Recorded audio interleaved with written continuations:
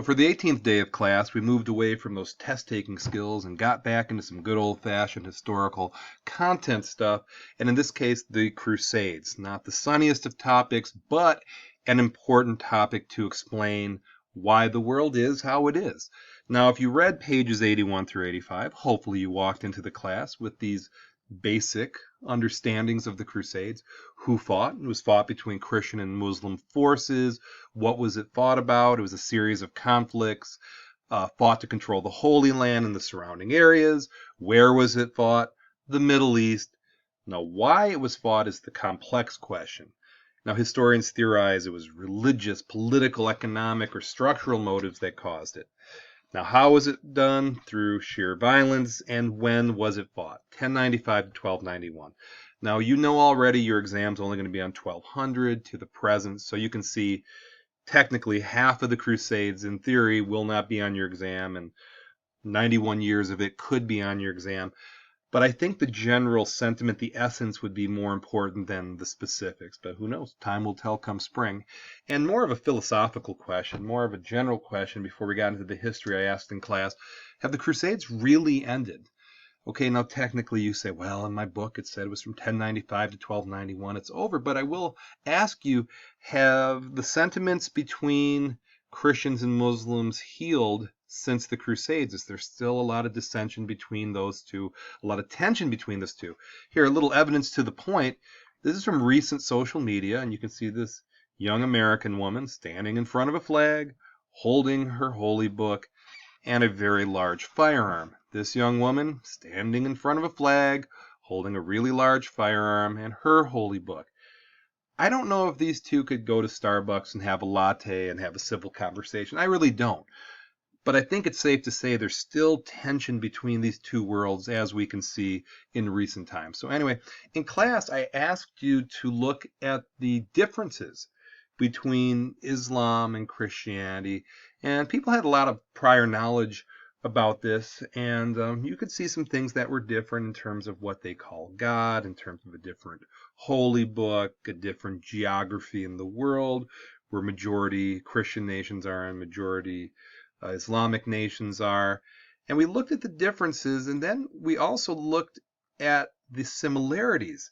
Now, the similarities, they're Abrahamic, and they all have, can trace their roots to Abraham. They're monotheistic. They believe in one God. They believe in a notion of heaven and hell when you die.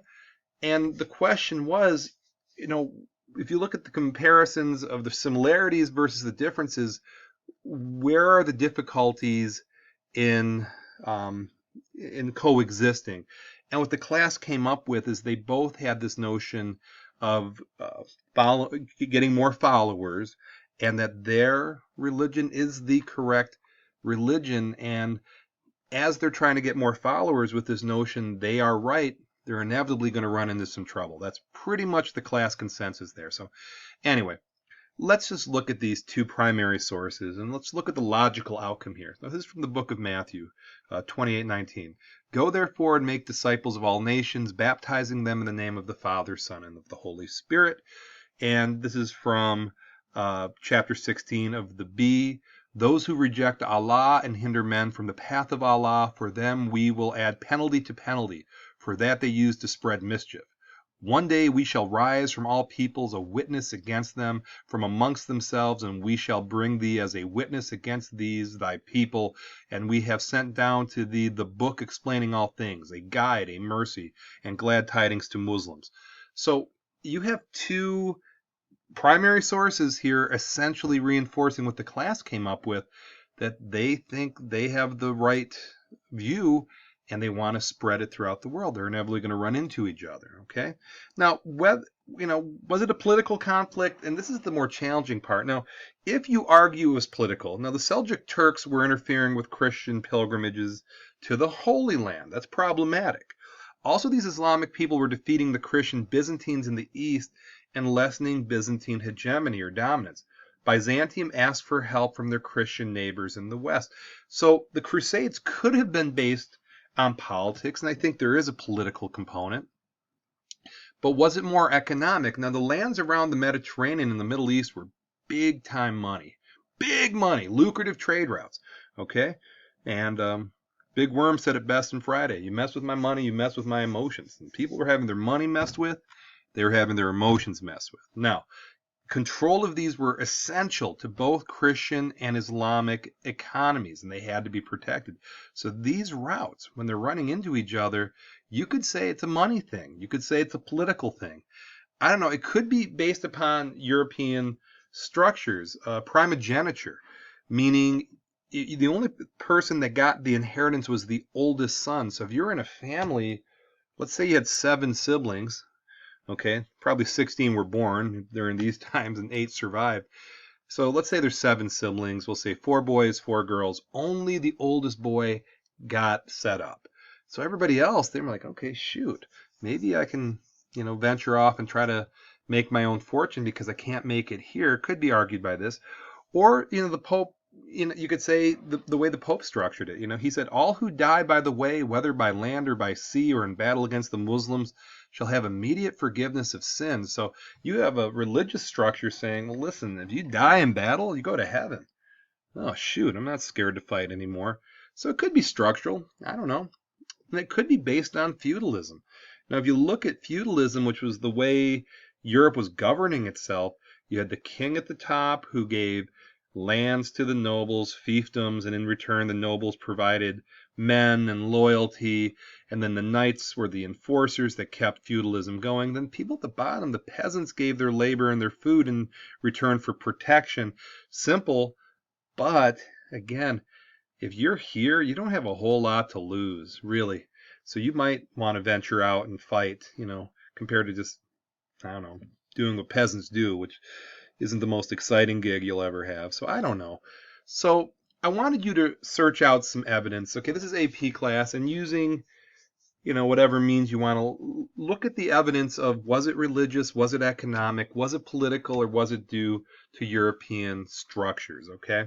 So what I wanted you to do is give me a causation pie. I'm a fat guy, I eat all kinds of pies, pecan, apple, cherry, yeah, lots of pies, unfortunately. But I'm asking you to make a causation pie. So what percentage of the Crusades do you feel were religious? And which percentage would be economic? What would be based on political? And what would be based on structures? And I'd love to hear your explanation. I'd love to hear your assertions and defend it. Okay, there's not a right or wrong answer here per se. Now, whether there's a hope for peace, I looked at it in different scales. I ended class with some hope that some light can come from the darkness. And I've asked this question for many years. Generally, people say, well, within our school, we can be cool with each other. And I think we are. By and large, we're pretty cool with each other. Maybe even on a local level, we can be cool, like Metro Detroit. You have Dearborn, which has this the highest Islamic population in America. And, we're coexisting just fine. But the general consensus is that on a big scale, on an international scale, on a geopolitical scale, it's pretty unlikely. So, this is the stuff you get on these happy memes like, yay, let's smile, but this is more the reality. This is an actual Republican congressman, a guy named Clay Higgins, who quoted this in public. He said, all of Christendom is at war with Islamic horror. For the sake of all that is good and righteous, kill them all. This is modern times, and evidence the Crusades or the sentiments of the Crusades aren't really over. So anyway, once you got through that causation pie, a couple reminders of the point of this all on a historical content level. So if you look at this cultural diffusion cultural diffusion, when you mix, it can be pleasant, it can be unpleasant, it can be love, it can be hate, it can be intellectual, it can be all sorts of ways. But if you look at this, the ulama, and you look at the University of Bologna, you can see some similarities in terms of how people are learning, except I think I prefer the ulama where people seem to be on the level with each other. This strikes me as like a modern classroom. Here's the leader talking down to the kids. There's the sleeping kid. There's the kids who are screwing around. If they had phones, sitting in pews reciting. It kind of shows how we've gotten to where we are. I think if I sat down at your level in a circle and talked to you, face to face as equals, I think it's a little more of a positive class. But anyway, you can see this similarity of learning taking place.